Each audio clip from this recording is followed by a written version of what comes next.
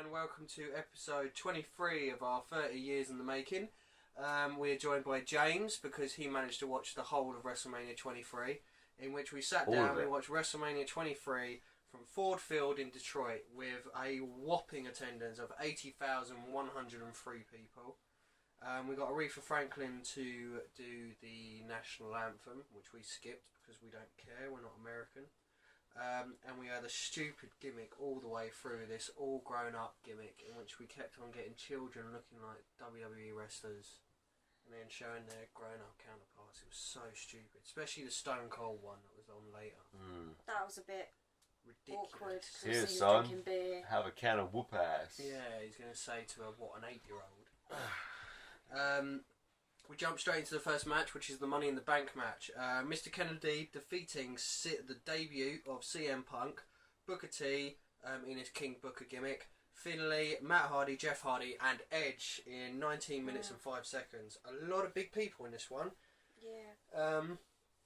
Which is a shame because it's probably the worst Money in the Bank match we've had so far. There's too many big names in this one. Yeah, I think I'll run through the spots, but I think I pointed out halfway through that it was literally two people in the ring the whole time, and then the other people disappeared for a little while, and then they'd swap. See, Money in the Bank matches are always really, really interesting, and they're always some of the best spots in like the whole of WrestleMania and their own pay-per-views.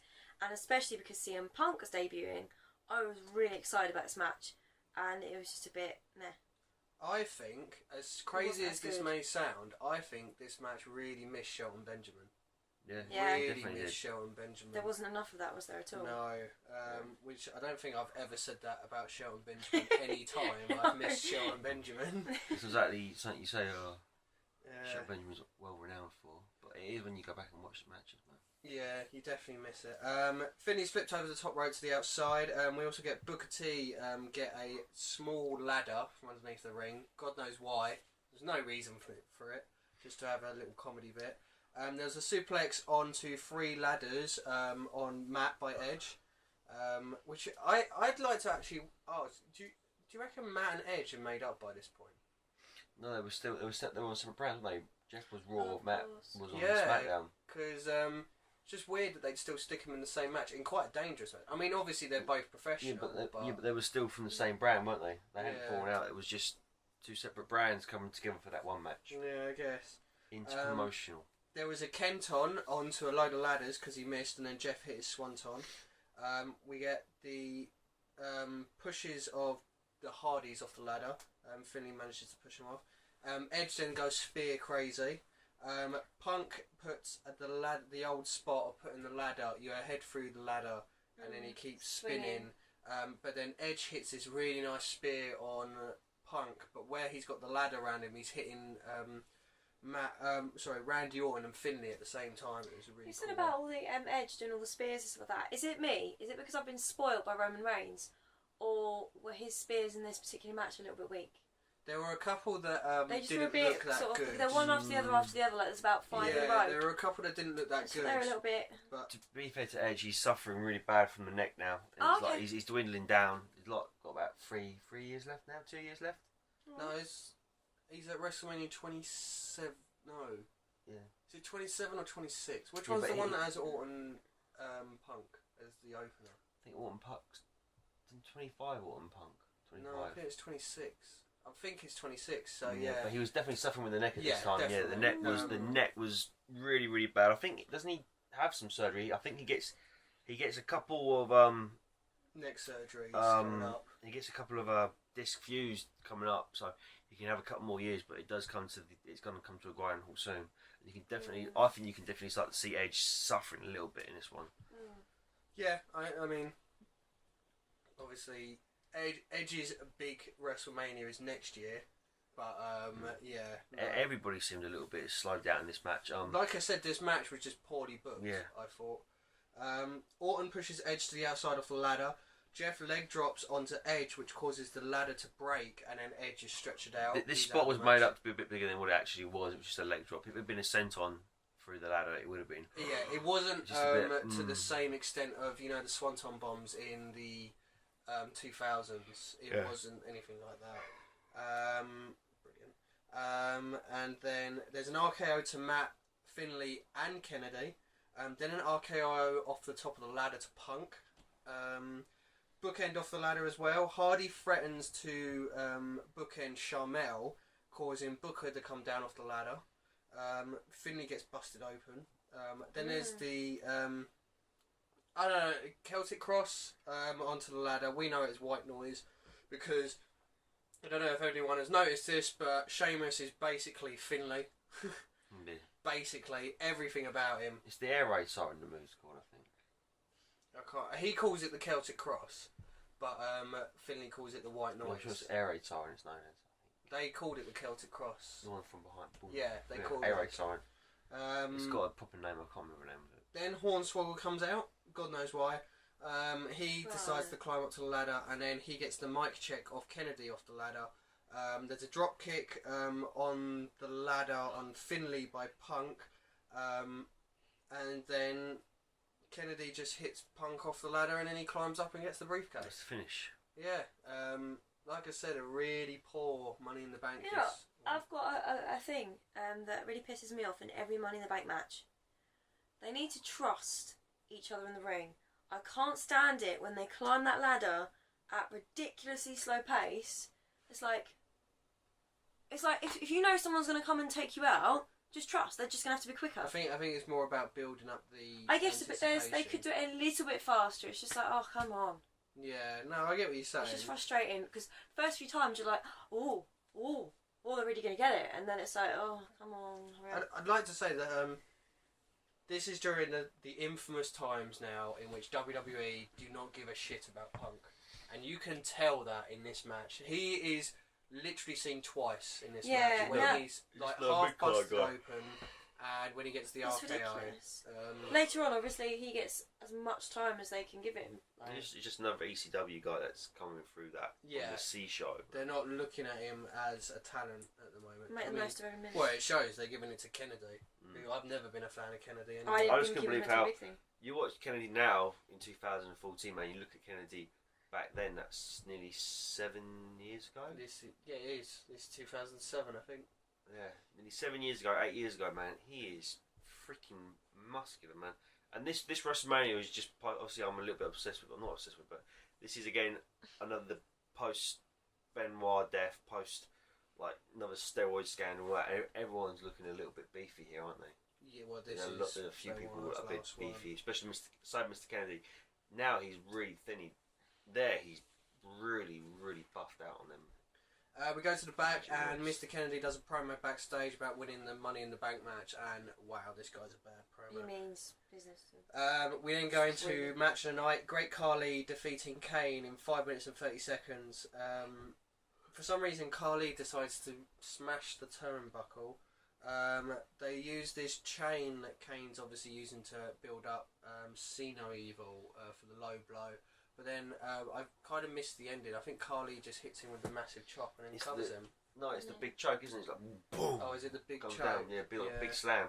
I know you're Just taking the mick for awful. Khali. I don't think he's ever looked stronger, but maybe it's because I've only seen him modern day where they're just taking the That's mick. because Khali was having that massive push to, Vince McMahon loves his big men. He's as big as I've ever seen him as well. Like as well as being famous. Couldn't work at all. No, Wrestle. he can't even act. So I don't even know but what it's Khali all about does. it's all about what their wrestlers look like all the time, isn't it? It's not about like they can wrestle. In 2014, well, 2005. Which year is 2004, isn't it? 2000. What, this WrestleMania? 2007. 2007. Yeah. Man, Khali is just not a fit at all. He shouldn't be in the ring with anybody. He is absolutely awful. We then go backstage in which Eugene is shown after having his head shaved by Vince McMahon. He's with Crime Time. Crime Time decide they want to give him a treat. So there's dancers, which include Layla. And they start dancing, to which Eugene suddenly gets excited and it's Mae Young and Fabulous Moolah dancing. We're in the same outfits. Yes, and Eugene dances with them. We then get Slick turn up. We get Dusty Rhodes turn up. We get Sergeant Slaughter turn up. We get Bruce Campbell, aka IRS, turn up. We get Jimmy Hart and we get Ricky Steamboat, and they all start dancing. I think there was other people, but I couldn't catch Patterson was there, wasn't he? Yeah, I was going to Gerald say. Briscoe, they were all Yeah, there were more that I couldn't really pick up. And then in comes Farouk, and we get our first WrestleMania. Damn! Damn. Yeah. Yeah.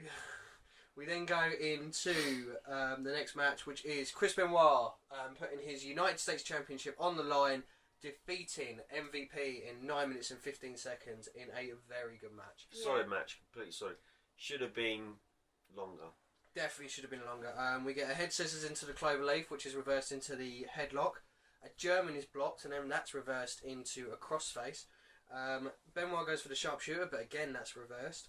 There's an arm lock, which is into a roll through, and then into a headlock, which is reversed into an arm lock. This is all the reversals that are going on. MVP then starts to work on the left shoulder, to which MVP misses a kick and then gets 3 Germans, but MVP stops him going and going for the headbutt when he goes to the top rope. There's a superplex from the top rope, but Benoit manages to hook MVP's legs for a 2 count. There's a scoop slam, which is reversed into the crossface, but MVP manages to power out due to the injured left arm. We get a big boot missed in the corner. There's the 3rd German is blocked and then switched, but Benoit still manages to hit the 3 Germans and hits the diving headbutt for the win. Really good match. Benoit's last match before everything sort of happened. How soon after this did it happen? Oh God! No, but was it like 6-8 months, or was it like quite? It was before the end of the year. Definitely. I think it was in the summer, wasn't it? It was. This happened in. WrestleMania was in April. Yeah. It was before the end of the year. I'd say August time. Okay. Summertime. Around that August September time. So I'd did say. he appear in like SummerSlam then? Probably would have done. Yeah. He dropped the belt at some I know there was the weekend that it all happened. He was meant to be in a pay per view. I can't remember what it was because he was meant to win the ECW title, facing Punk and John Morrison. That would have been incredible. But we need to take a second here. I know it's a really controversial subject, but we need to take a second to remember all of the great WrestleMania matches that Benoit has been in. We talked about WrestleMania 20, that great moment, Benoit and Eddie. Even WrestleMania 16, going as far as back as that, Benoit, Jericho, Angle. Benoit has been part of some great WrestleMania moments and great WrestleMania matches. Benoit growing up, for me, man, I mean, obviously, during the SmackDown 6 days, I mean, Attitude Era days, like me coming into wrestling, just me guys down. Who's this Chris Bennett, James Chris Benoit. Oh, who is? Oh wow, he's awesome. Just remembering him, watching him, like the Radicals, the change, him and Eddie tag teaming, just the ascent of Chris Benoit, and like this match here. I watched Benoit. I don't know whether it was just because I was like really focusing on him, but he took so much damage this match. Like he was like it's like he was protecting MVP in a lot of bumps. Like he was taking the bumps like from the German suplex onto his shoulders. He took all the diving headbutt, and it was just like the guy was just destroying himself in the ring. And I think he'd become so obsessed with wrestling that it had just consumed him in the end. I think, and something went snap. You know, like you say, when I got you into wrestling, and we sort of grew up watching wrestling together. And you was always the Eddie guy, I was the Benoit guy.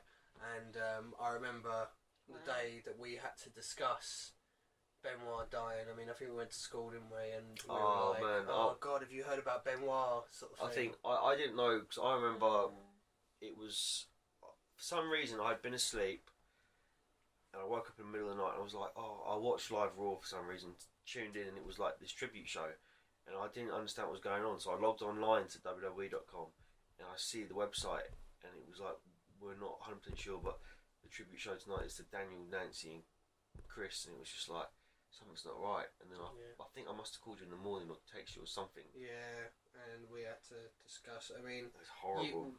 Sadly, we didn't have James here for Eddie's last Mania, but yeah, Benoit was a huge, huge part of my wrestling past, and I know obviously everything that happened was really bad, but I can't still look past Benoit being one of my favourite wrestlers, and he had so many good wrestling matches that it is such a shame what happened. I think all you can do is look back and remember just what Benoit brought to us. I mean, it is such a tragedy, but we need to separate what happened at the end to what he does at wrestling. Of course. But that's our little love fest for Just Benoit. matches. Just for me, remembering just them days. Those great matches, even not just the WrestleMania matches, the Backlash triple threat, the match against The Rock, such amazing matches. Just them Saturday mornings on SmackDown. Yeah, sitting there watching them. Do you think if he was still here now that he'd still be wrestling? Or do you think he would have retired? Definitely. No, Yeah? I definitely think He still he'd would still have be been going. wrestling. I think he would have ended up like Dynamite Kid. I think. Oh, what? Disabling himself. Yeah, basically. I think he would have done himself in. But we'd have been, we'd have been able to see Benoit against Punk, Benoit against Bryan. Before, in the tribute, on the tribute Raw to Benoit, Punk was talking about a match or a feud that he was going to have with Benoit, wasn't he? Yeah, the one that he no-showed. Oh yeah, you were saying. It was going to be him beating Punk and John Morrison for the ECW title. But yeah, that was Eddie. That was Benoit. As we said about Eddie, sorely missed Benoit. But we'll move on because we can't talk about him the whole time. Donald Trump backstage. He's with some Miss USA bimbo. And then the lights go out and the boogeyman comes up behind Donald Trump, chases off Miss USA, and then Trump asks for a sandwich. And then boogeyman comes back and goes, "How about a worm sandwich?" He never got his sandwich. He never did get his. We didn't get shown. I just want a sandwich. What's the fuck thing? knows. I just want a sandwich. We then go into the Hall of Fame, which this is a packed year.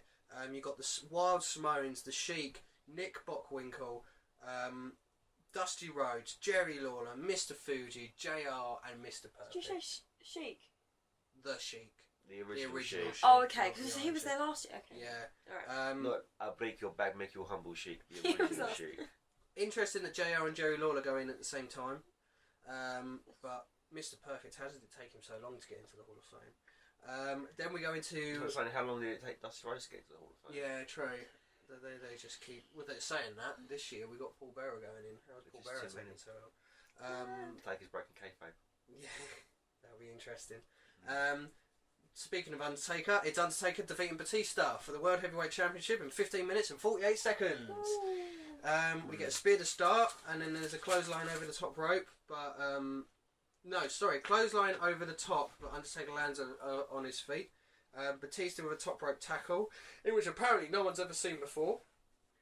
Snake Eyes into a big boot, then a leg drop for 2. We get an old school. Undertaker goes for the choke slam, but Batista powers out. Leg drop on the ring apron. Undertaker flies over the top rope with the dive on Batista, which we see every year now. Undertaker thrown into the ring bell section. Undertaker is then power slammed through the announce table, which is fucking awful for the ears because Michael Cole goes, "Oh my god, Undertaker through the table! Undertaker through the table!" Yeah. Fucking awful. Apparently, during this match, we get told that Batista was trained by Triple H, Ric Flair, and the Wild Samoans. I was wondering how many people had to train this guy to be as mediocre Right. as possible. How many guys does it take to train? To be mediocre as well. Yeah. Belly to belly on the Undertaker. Apparently the streak was going to end there, but no, it was a 2 count. Then there's a 10 punch into the corner before the last ride for the 2 count. Undertaker ducks the clothesline for a chokeslam, but only gets a 2. Batista slides out of the tombstone and hits the spear before hitting the bomb to end the streak. No, that's a 2 count. Cole then says the streak is over so many times. It's unbelievable. To which Undertaker hits the tombstone for the win. During this match, we heard that the streak was over loads of times. We heard, "I have never seen that," loads of times. And how did he do that loads of times? The commentating in this match was fucking terrible. awful. It's enough to ruin the Really match. annoying. So awful. JBL and Michael did not do this justice. Not at all. You needed JR. You don't realise how important You it need is Jerry to the the match King Lawler. until it gets Yeah. wrecked by it. You know what? I'd have settled for Joey Styles and Taz. I would have settled for silence. It was just awful. The commentating, which really brought the match down. The Oh. match itself was good, but it was just the commentating. I don't I don't. Sorry, sir. It's alright. Who's talking? I think you brought it up. I don't think Batista should be spearing. no, it's awful. I'd say, he's just an awful spear. Awful spear. It was like Botchatista spear. No, Bautista. Bautista. We go to the back. I don't think this match stood 7 years. Yeah, this is thought of as to be one of Undertaker's best matches, isn't yeah. it? I thought the match itself is a really solid match. It's a good match, but it's just the commentating. It's amazing the difference. I think now because we're used to, because where Undertaker's become such a special like commodity now, we're used to every Undertaker spot, every WrestleMania. And I think this is like the beginning of like the Undertaker spots, like you say in the dive over the top rope. Snake eyes, old school. Boom, boom, yeah, boom, boom, no, boom, it is boom, true. boom, boom. I think it was one of the fastest and most physical matches I've seen Undertaker in. Like it was constant, wasn't it? There wasn't a lot of sort of They stare. obviously had to book it a certain way because of Batista's limitations. Yeah, of course. He's not. There was a no lot good, of Batista had spots, but there all seemed to be like this punch spot or like elbow spot. Yeah, I mean, like, people say that Cena's the 5 moves of doom. Batista is exactly the same. Yeah. Which is fitting because Batista and Cena took over at the same time. We go to the back and we get Vince telling Steph off for bringing in his granddaughter, and then we get this awful moment where Vince is talking into the pram and it's the camera from inside the pram. baby, the baby's perspective. So awful. And he's like giving talking to the baby, isn't he? Yeah. And like telling him like all these violent things he's gonna do, like that's gonna happen in this match. Poos itself. It's just awful. And then we go into a match which really confused me. ECW Originals, RVD, Sandman Sabu and Tommy Dreamer defeating the new breed of Elijah Burke, Kevin Thorne, Marcus Cavone and Striker in 7 minutes and 27 seconds. Why the fuck was the old wrestlers beating the new wrestlers here? What a way of putting over the new breed of wrestlers. I think it was just a doomed. ECW at this point was pretty much doomed, man. Well, this is the first year in which we have ECW. It was pretty much. I think they gave up on. I think they gave up on ECW about a month in, and it was just. Well, it's a shame, isn't it? Because ECW, they had so many young stars come through, and the new breed. Elijah Burke was really good. Kevin Thorne, for some reason, people slayed him, but he wasn't that bad. Marcus Cavone would probably be top of the WWE right now. When he was in TNA and he was Monty Brown, he was fucking awesome. Yeah. He was shit hot. And Matt Striker even showed in this match, his selling is fucking awesome. You know. Was he another one of the guys that had issues with their head? No, that was Chris Nowinski. Yeah, no. Was he another one, Matt Striker, or was he just? No, he just make it. I think he just didn't make it and became an announcer. There was a really sloppy DDT and neckbreaker from Tommy Dreamer. There was a monkey flip that was made look awesome by Matt Striker, in which RVD just sort of hit the frog splash and got the win. There was this awful moment where Joey Styles suddenly said his "Oh my God" line, but you could tell he's only said it to get it in because he's like, hold on. Oh my God, the ECW Originals won! It was awful, so bad. And then we go, speaking of awful, we go into Lashley defeating Umaga in 13 minutes and 2 seconds. We're in the hair versus hair, billionaire, whatever match. Bullshit bonanza match. Yeah, it's so bad. What are you saying was awful? Moment of the night was seeing Vince look into a mirror and get freaked out. What did he think he was going to see when he looked in the mirror? What, trying to sort of do the Joker scene from Batman? The worst thing is, this WrestleMania is most remembered for that. Yeah. Austin's the special guest referee, which I said not even halfway through. I think Austin is a terrible special guest referee because you know he's going to argue with the wrestlers. You know someone's going to get a stun It's up. just predictable, isn't it? You know, and not only that, through most of this match, Austin is pulling Umaga by the hair and things like that for no reason. And then we're supposed to feel bad because Umaga's giving him the smiling spike. You've been kicking his ass through the whole fucking game. You're meant to be the ref. Okay, there was... Lashley takes out Armando Estrada almost straight away. We forget both of these guys are the respectively ECW champion and the IC champion as well. Yeah. Walking, which is made very much like you say that. The main event is John Cena against Shawn Michaels. Those two are the tag team champions. Oh yeah. What is going on with this WWE product? There was some really weird, creative at this time. Lashley went for a spear but went through the ropes. Lashley picks up Umaga but falls back down, but you can tell that Lashley has made himself fall back down. It was awful to see. Lashley accidentally knocks down Vince off the apron. Umaga's thrown off the top rope. Austin was about to do a double count out, but decided to stop. Great refereeing there. Austin actually hooked the eye of Umaga before Umaga hit the Samoan spike. Then Shane came out and he starts to hit Lashley before hitting the coast to coast, and then takes off his shirt and now has a ref shirt. Umaga hits the splash, but Austin stops Shane from doing the count of 3. Umaga hits Austin, and Vince is seen like having a go at Austin, and then Trump comes along and has the worst clothesline I've ever seen everyone ever do.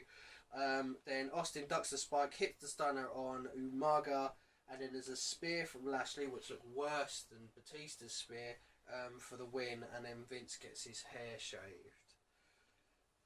Bad match. And you know what? You could tell they were really pushing for Lashley to become something in this match.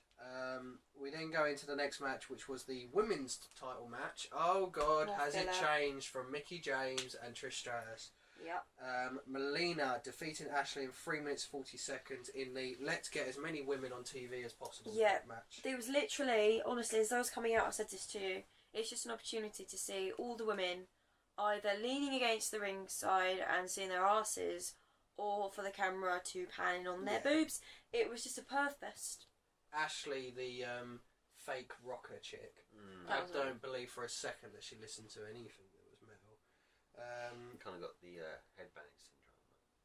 The headbang. Oh yeah, where the headbang. Thrasher. Yeah, oh God. And then after the match, when Melina won it, all the women decided to attack her, and she ran away.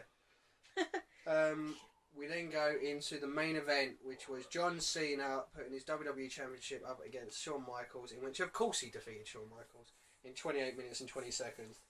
There was a really stupid John Cena entrance this time where he God. I don't know what the fuck he was doing. He was doing like Need for Speed or something into the arena. It would have suited this week's Raw better. Yeah. Weird as fuck.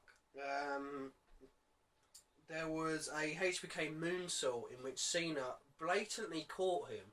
I mean, don't get me wrong, they're obviously meant to catch him from the moonsault, but not to the fact that it looks like he's reversing the moonsault and yet he's selling the moonsault at the same time. He caught him like that. That is not how you catch for the moonsault. Awful. Fucking awful. Which is kind of the word of the night tonight. Cena's just botch-tastic, man. I've written something down here, but I'm going to save it to the end. There's a super kick to the ref, and HBK's busted open. There's an FU reversed into a DDT, a pile driver on the steps in which Cena apparently gets a gash from the back of his head, which is bullshit, because when he comes back into the ring, no blood touches that mat at any point from the back of Cena's head. No, it does. No. You kind of see like a little bit in the corner, and then that's it. A little trickle. No, That's it.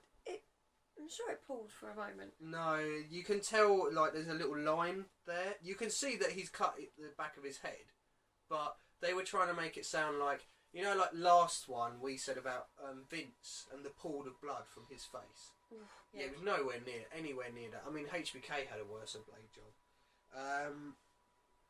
Right. Cena catches HBK and hits the FU, but there's a kick out.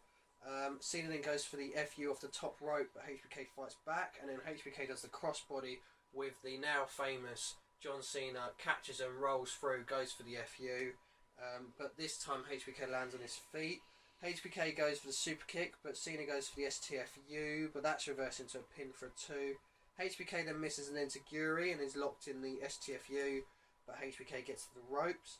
Cena walks into a super kick for a 2 count, and then Cena goes for the FU, but HBK gets out before being locked in the STFU for HBK to tap out.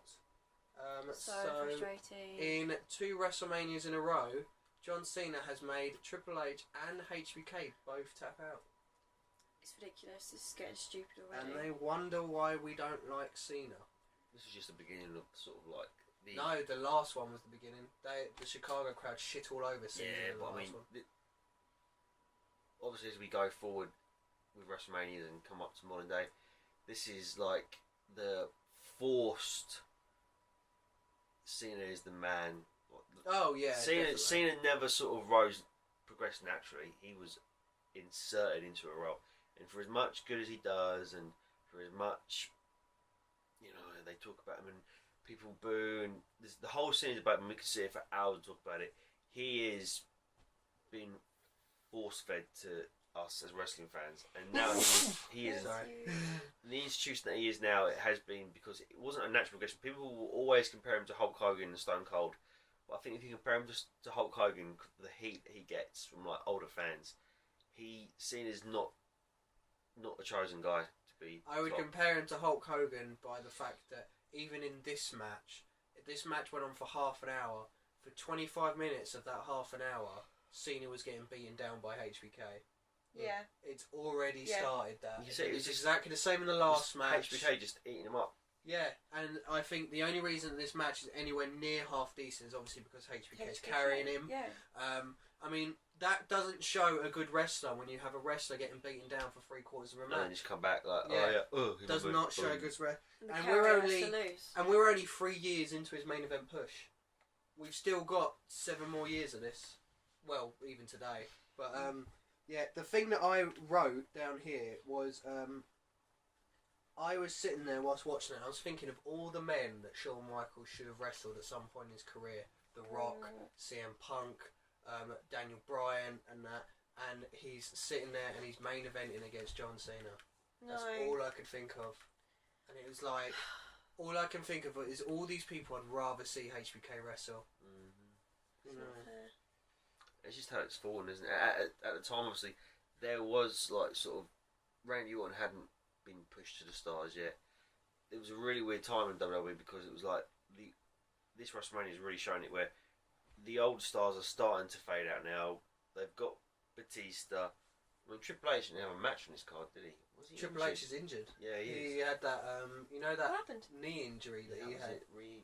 He redone that Yeah. injury, didn't he? You know the injury that kept him out for 8 months. He what was that? In the cage match, wasn't it? He did that. He redid it against Rated RKO.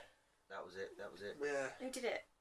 No, he was wrestling Edge and Randy Orton in a tag match because they'd obviously redone D-Generation X, and he redid that knee injury, and he doesn't come back till SummerSlam, in which he totally squashes King Booker.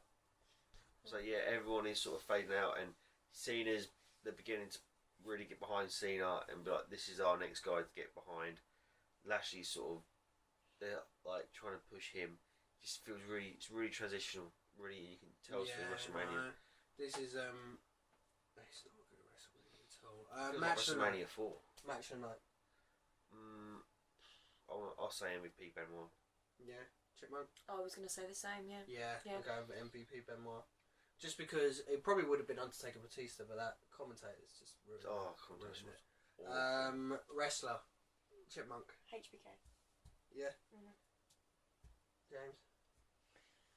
Benoit. Yeah, is that just for the sole reason that it's his last one? Yeah, it's just everything. I think Benoit, even though MVP held up a lot of that match, it's Benoit. Yeah, I'm not going to give any reasons. I'll go for the special of Benoit just because it's his last one. Moment. We need a WrestleMania moment, James.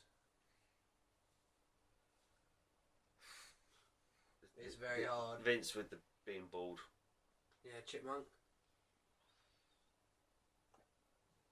I guess it'd have to be the same. There literally wasn't any sort of standout moments. I mean, there was that. It was stupid, but I guess it was a kind of a memorable thing, wasn't it? Yeah. No. It was dumb, but it was kind of.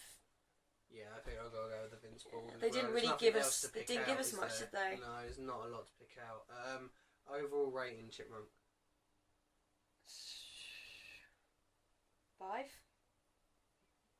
James. It feels like a 5 to me as well. I think a 3. There's 2 good matches. That's it. It seems like there was an awful lot of potential.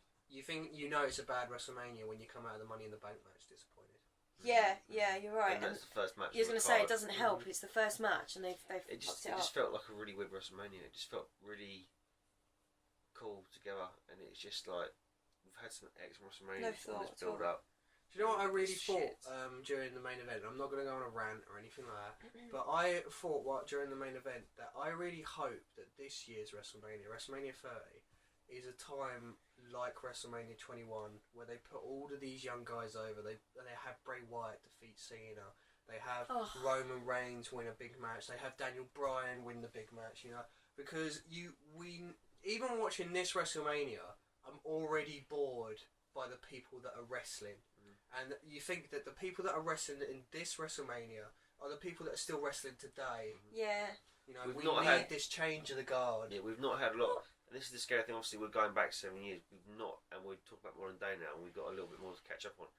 But it's going to be the same sort of situation now, coming up to WrestleMania 24, all the way to 30. It's just the same faces, bar a few people. They have, sorry, No, go on. they have kind of hinted, I know it's probably just to shut us up as fans, but they have mentioned in the last Raw that happened days ago that there, you know, we want change and there is possible change coming, but that may just be to shut the fans up. And I'm really hoping that is a hint at least somebody getting a push that should be getting it, like Daniel Bryan, but Well, we won't know. The annoying thing is that for the next few WrestleManias that I remember, the only matches I'm looking forward to are either a HBK match or it's either an Undertaker match, and that doesn't say a lot for the years coming up.